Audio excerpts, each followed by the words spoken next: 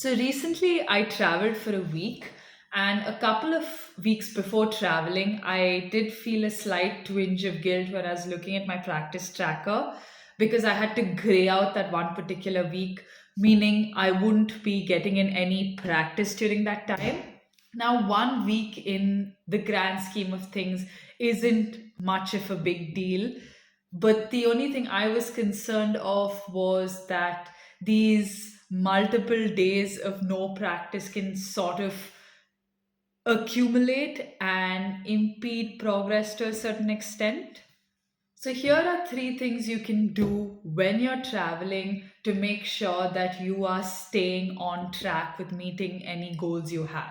The first thing you can do is try and book a practice room or practice space in the city or country you're traveling to. Of course, it's not going to be easy. It really depends on which place you're traveling to. More often than not, you won't find a practice studio or practice space.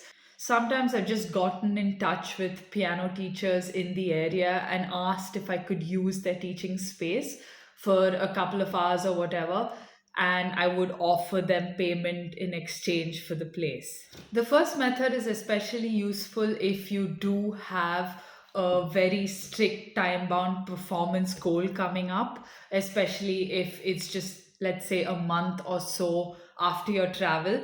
That one week when you're away from your instrument can feel like a fairly long time.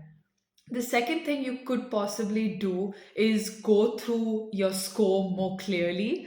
So, a lot of times when I'm playing a piece for the first time, or first few times, let's say for about a month, I end up missing a lot of the styling marks and things like that that are written in the piece. The first few times I'm playing a piece, I'm wholly focused on the movements and kind of on memorization so that it's just easier for me to go through the piece.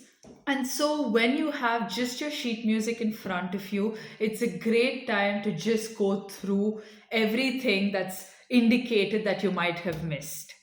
You could also use this time to sight sing bits and pieces of your piece. The third thing you can do is watch videos on YouTube or platforms like Tonebase.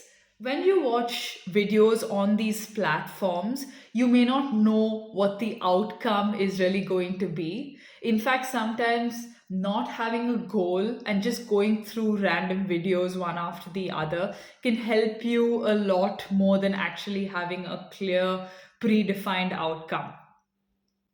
So watching videos on platforms like Tonebase or on YouTube channels can kind of be thought of as like exploratory research. And whatever videos you come across that help you, you could sort of just save them or take notes of whatever's mentioned in the video.